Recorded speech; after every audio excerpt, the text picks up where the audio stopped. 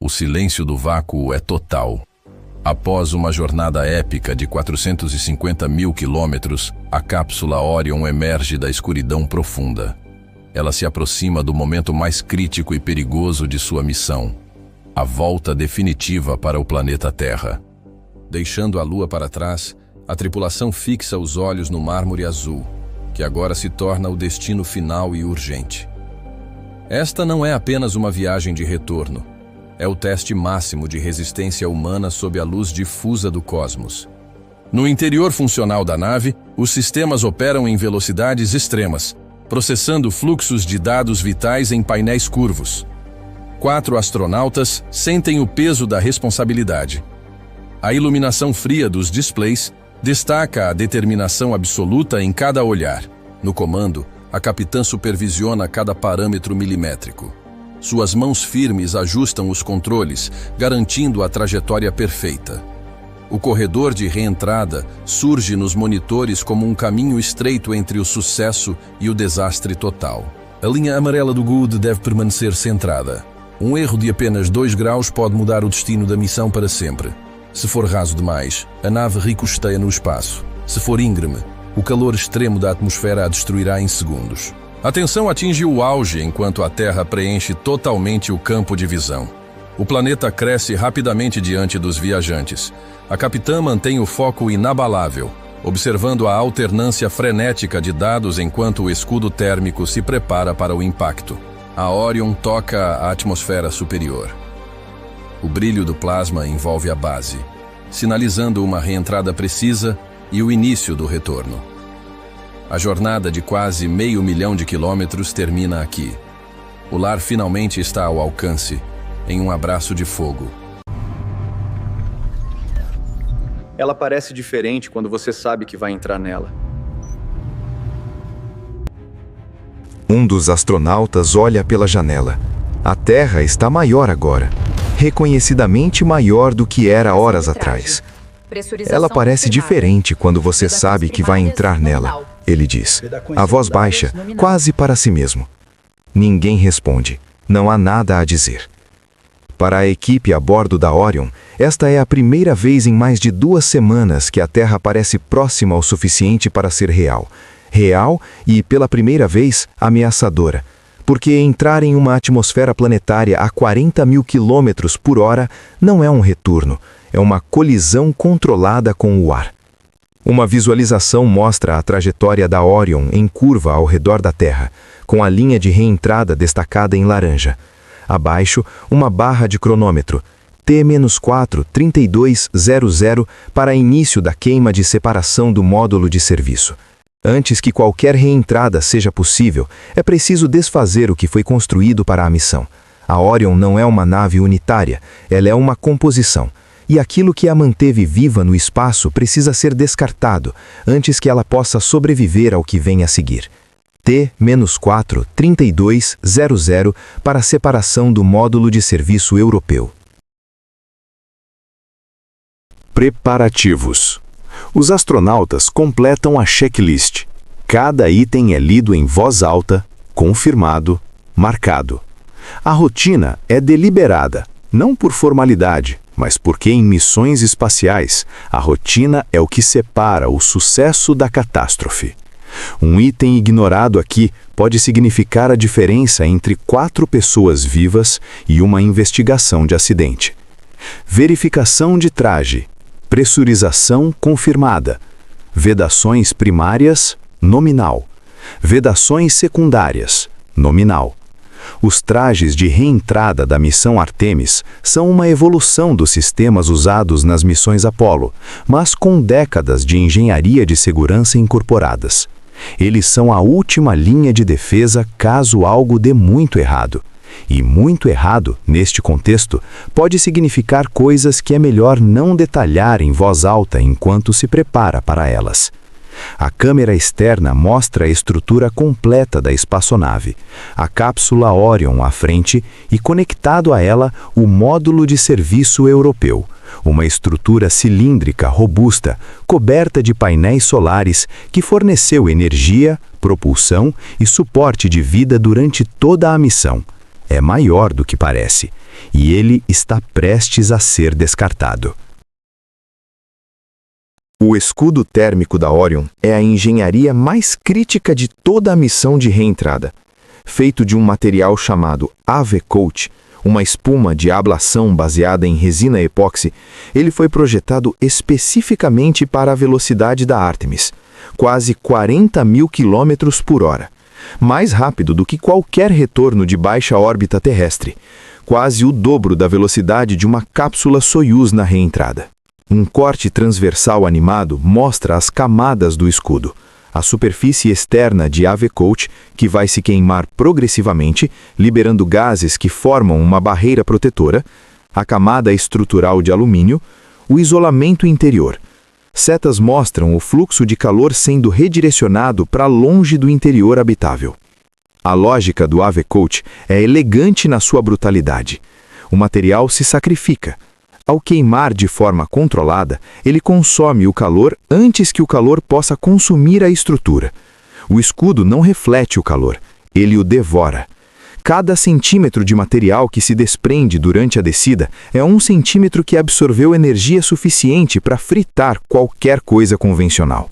Os assentos são reajustados para a posição de reentrada, ligeiramente reclinados para distribuir as forças de desaceleração pelo corpo inteiro, reduzindo o risco de perda de consciência causada pela gravidade aumentada. Os cintos são apertados, os capacetes travados. Houston, Orion, módulo de serviço separado e estável, configuração de reentrada completa, aguardando confirmação de janela atmosférica. Orion, Houston, confirmado. Vocês estão limpos para prosseguir. Janela de entrada em T-002200. Boa sorte lá em cima. 22 minutos. É quanto tempo sobra entre o último ato de preparação e o primeiro ato do fogo. Preparativos. O módulo de serviço europeu, desenvolvido pela Agência Espacial Europeia e construído pela Airbus, é o coração industrial da missão Artemis. Ele carrega os motores principais, os tanques de combustível, os sistemas de controle térmico e os painéis solares que alimentaram a cápsula por mais de 3 semanas. Mas ele não foi projetado para sobreviver à reentrada. Ele vai queimar. Uma animação mostra a sequência de separação. Pequenas cargas explosivas chamadas de bolt cutters disparam simultaneamente ao redor da interface entre os dois módulos. Em frações de segundo, a conexão física é rompida. Pequenos propulsores no módulo de serviço o empurram para trás, suavemente, mas de forma definitiva. A separação precisa ser limpa. Se o módulo de serviço não se afastar o suficiente antes da reentrada, os detritos da sua desintegração podem atingir a cápsula em velocidades que nenhum escudo térmico foi projetado para absorver. Não é uma hipótese remota, é um risco calculado que os engenheiros levam a sério em cada simulação. Um som surdo ressoa pelo casco da cápsula. Não uma explosão, mas como um baque profundo, uma vibração que você sente mais no peito do que nos ouvidos. Os astronautas trocam olhares. Um deles sorri levemente. Separação confirmada, obrigado pelo serviço. Há algo quase melancólico nisso. O módulo que os manteve vivos por semanas vai desaparecer em chamas sobre o Pacífico Sul em menos de 1 hora. Mas não há tempo para sentimentalismo. A próxima janela de ação está a minutos. Pela primeira vez no roteiro, vemos a Orion completamente sozinha. Apenas o módulo de tripulação, um cone de 5 metros de diâmetro, flutuando no espaço. Sem propulsores grandes, sem painéis solares estendidos. Apenas a cápsula e o escudo térmico que cobre toda a sua base, numa tonalidade escura, quase negra. Entrada atmosférica. A câmera agora está posicionada à frente da Orion, olhando para a Terra. O planeta já não é mais uma imagem bonita. Ele é uma parede. Uma parede azul e branca que ocupa tudo. A curvatura ainda é visível, mas apenas por pouco tempo. Altitude, 120 km. Esta é a linha de Kármán estendida para fins de reentrada. o ponto em que a atmosfera começa a existir de forma que importa para uma estrutura viajando em velocidade hipersônica. Não é muito ar, mas é o suficiente para começar. Uma linha vertical com marcações aparece na tela, 120 km marcando o início da reentrada perceptível, 80 km onde o plasma começa a se formar, 50 km onde ocorre a desaceleração máxima, 10 km para a abertura dos paraquedas e 0, o oceano. A Orion vai percorrer esses 120 km de atmosfera em aproximadamente 8 minutos. Para efeito de comparação, uma pedra caindo do alto de um prédio de 10 andares leva menos de 3 segundos para atingir o chão. A Orion vai levar 8 minutos, mas vai começar a 40 vezes a velocidade do som. Uma vibração sutil começa, quase imperceptível, mais como a sensação de um motor de avião distante do que qualquer coisa dramática. Mas os astronautas sentem, e eles sabem o que significa. Primeiro contato atmosférico, sentindo a mordida. Eles chamam de mordida o momento em que a cápsula encontra moléculas de ar suficientes para começar a desacelerar. Neste ponto, a força de arrasto ainda é pequena, mas em questão de minutos, ela vai crescer de forma exponencial. O corpo humano vai começar a sentir algo que poucos humanos já sentiram: a sensação de pesar 4, 5, 6 vezes o normal. E então começa o espetáculo. Nas bordas do escudo térmico, onde o ar comprimido atinge temperaturas acima de 1600 graus Celsius, o ar ioniza, não queima, ioniza. Os elétrons são arrancados das moléculas de nitrogênio e oxigênio e o gás se transforma em plasma. E o plasma brilha. Primeiro uma cor pêssego suave ao redor das bordas, depois laranja, depois um branco laranja que não pertence a nenhuma paleta de cores que existe na superfície da Terra. O plasma que envolve a Orion durante a reentrada não é fogo, é algo mais fundamental. É matéria em um estado que normalmente só existe em estrelas e em reatores de fusão nuclear. E agora ele existe a menos de meio metro dos 4 astronautas dentro da cápsula. No centro de controle de Houston, algo muda. As vozes cessam, os monitores ainda exibem dados, mas a linha de voz está morta. A sala, antes cheia de comunicações, fica em silêncio. Temos blackout de plasma, comunicação perdida com Orion, estimativa de duração entre 4 e 6 minutos. O blackout de plasma é um fenômeno inevitável. E, em algum sentido, reconfortante, porque ele significa que a reentrada está acontecendo como deveria. A bainha de plasma que protege a cápsula também bloqueia todas as transmissões de rádio. Houston não consegue ouvir a Orion não consegue ouvir Houston. Por aproximadamente 5 minutos, os 4 astronautas estão completamente sozinhos. As vibrações aumentam. O que era sutil se torna visceral.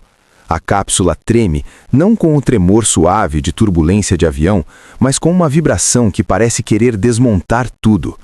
Os astronautas estão prensados contra os assentos com uma força crescente. G-force aumentando. Estou em 2G, agora 2,5. 2G significa que cada astronauta sente o equivalente a 2 vezes seu próprio peso. Para alguém de 80 quilos, isso é 160 quilos pressionando o corpo contra o assento, e ainda não é o pico. A Orion não é mais uma cápsula, é uma bola de fogo que risca o céu sobre o Pacífico. Uma trilha de plasma de dezenas de quilômetros se estende atrás dela, visível a olho nu da superfície terrestre, brilhando como uma estrela cadente do tamanho de uma cidade. Do solo, quem estiver no lugar certo, no momento certo, vai ver algo extraordinário. Uma linha de luz cruzando o horizonte em velocidade impossível, deixando um rastro que demora minutos para desaparecer. Não é um meteoro, não é um satélite, são 4 seres humanos voltando para casa, da maneira mais dramática que a física permite.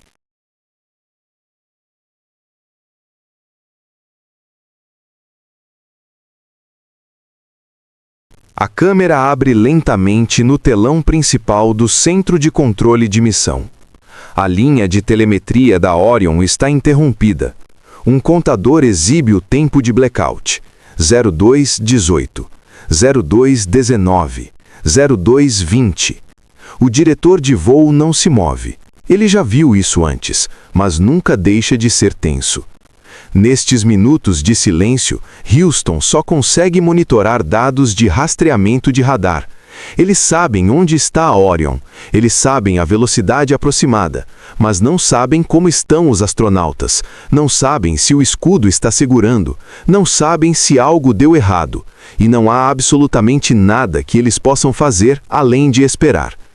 Lá dentro, a experiência é completamente diferente do silêncio de Houston. Dentro da Orion não há silêncio, há estrondo, há vibração, há a pressão constante e crescente dos G-forces sobre cada centímetro do corpo. A comandante mantém os olhos nos monitores internos que ainda funcionam, os dados de temperatura do escudo térmico, a pressão interna da cápsula, o estado dos sistemas de emergência. Seus dedos estão sobre os controles, mas há pouco para controlar agora. A trajetória foi configurada, a física está no comando. Temperatura do escudo, 1400 graus Celsius, dentro do nominal. Estrutura instável. 1400 graus Celsius. Para referência, o aço começa a derreter a 1370 graus. O escudo térmico da Orion está absorvendo temperatura suficiente para derreter metal, e está fazendo isso intencionalmente, sacrificando sua própria estrutura externa para proteger tudo o que está atrás dela. Uma visualização mostra um mapa de calor da superfície da Orion, a base do escudo em branco-laranja intenso, mais de 2700 graus Celsius no ponto de maior pressão aerodinâmica. As laterais em tons de laranja e vermelho. A estrutura traseira, onde ficam os paraquedas e os sistemas de comunicação, em amarelo mais frio. O interior habitado, separado por centenas de camadas de material, marcado em azul. O diferencial de temperatura entre o exterior do escudo e o interior da cápsula é de mais de 2500 graus Celsius, sustentado por alguns centímetros de material que está se queimando de forma controlada. Esta é uma das conquistas de engenharia mais impressionantes da história humana, e ela está acontecendo a 70 quilômetros de altitude sobre o Pacífico. Mas há um perigo que vai além do calor. A Orion utiliza uma técnica chamada de reentrada de salto duplo, skip reentry. Em vez de uma trajetória direta e íngreme, a cápsula salta suavemente dentro da atmosfera superior, como uma pedra em câmera lenta, antes de mergulhar de vez. Isso reduz o pico de temperatura e distribui os G-forces ao longo de um período maior, mas introduz um risco específico. Uma animação mostra a trajetória em duplo arco.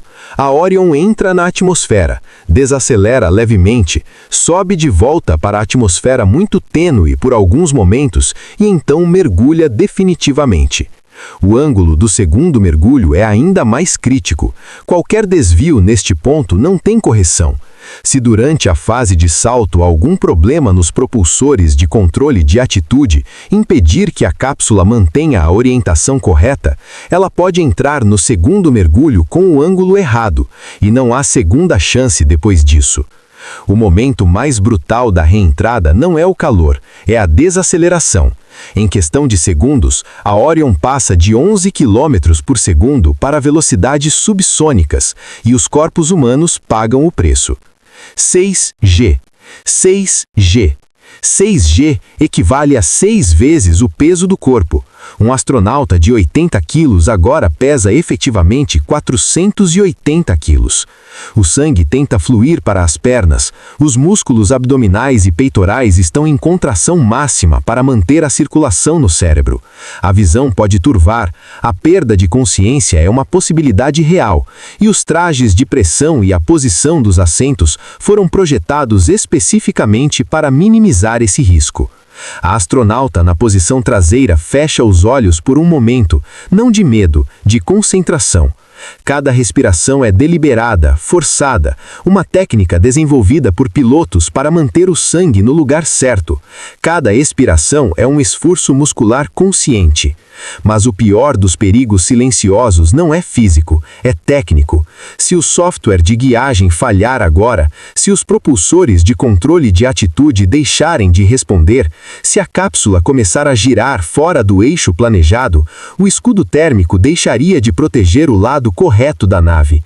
Em poucos segundos, o calor que estava sendo absorvido pelo AVCO chegaria diretamente à estrutura habitável. Não haveria tempo de recuperação.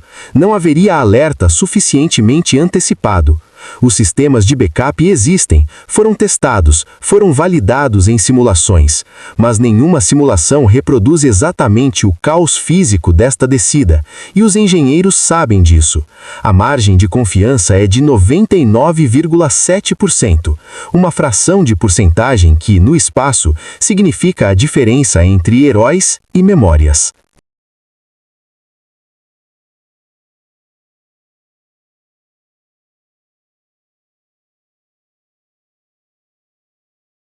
Pouso e recuperação.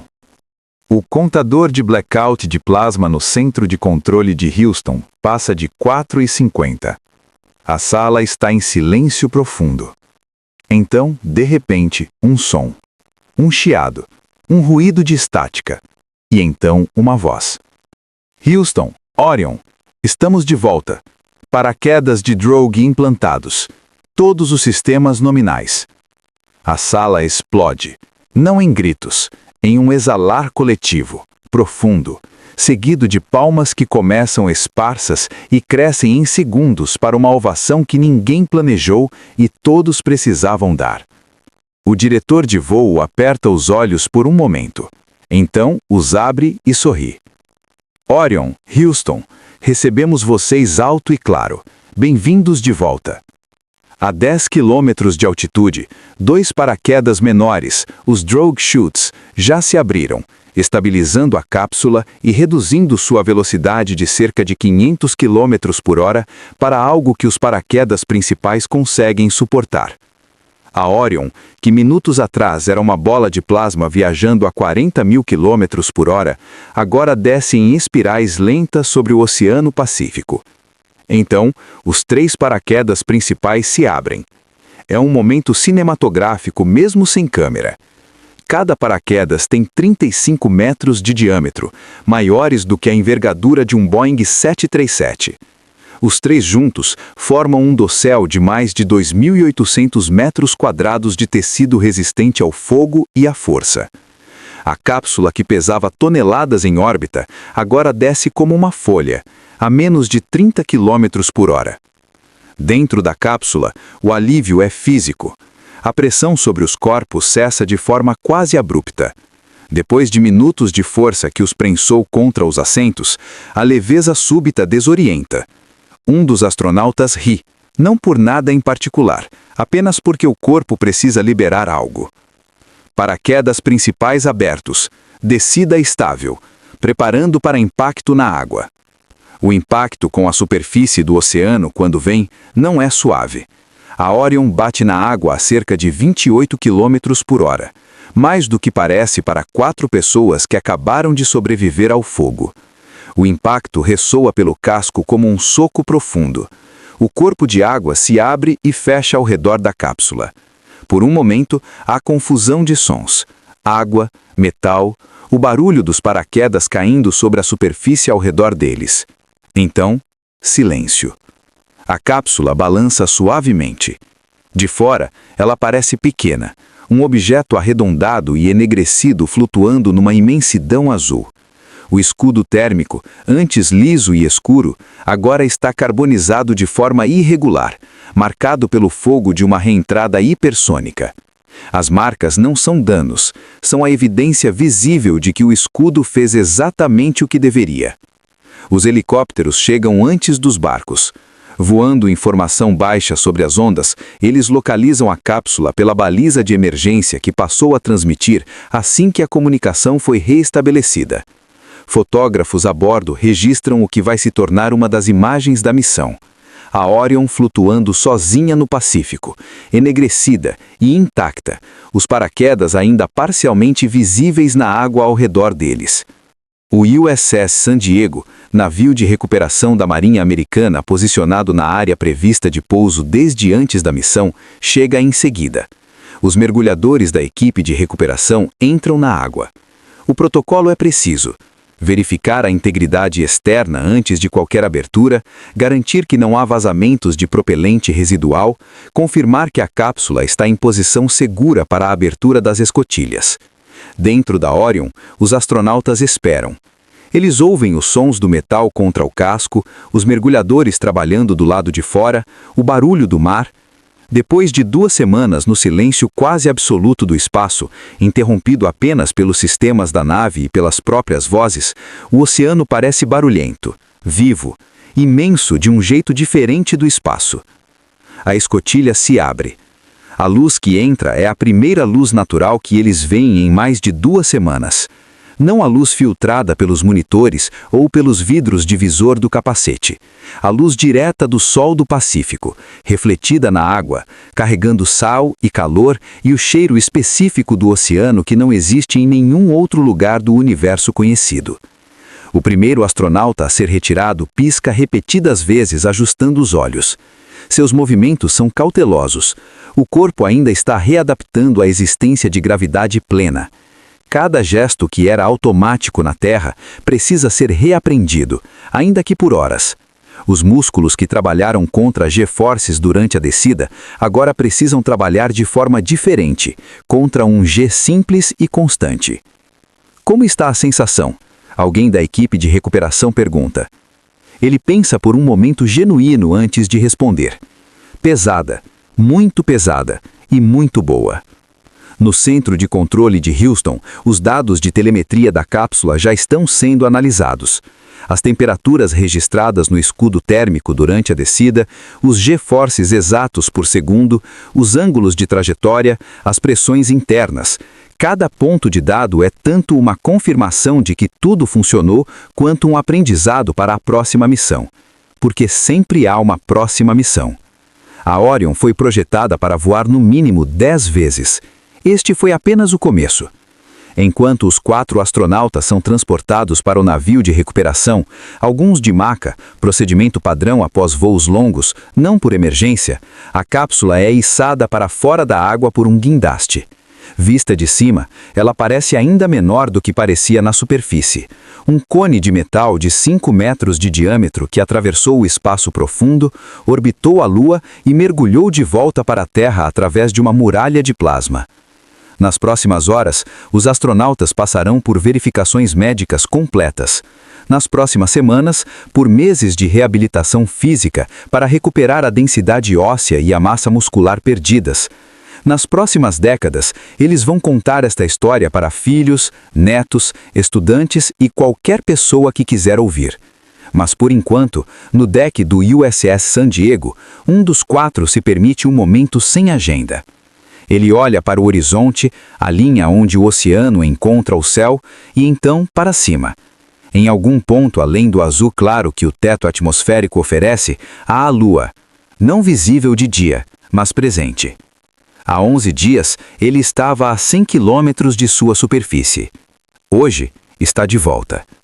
O roteiro encerra com a câmera subindo lentamente, do rosto do astronauta para o convés do navio, para o oceano ao redor, para a curva suave do horizonte e finalmente para o azul profundo do céu que, agora ele sabe melhor do que a maioria, não é um teto, é uma fronteira.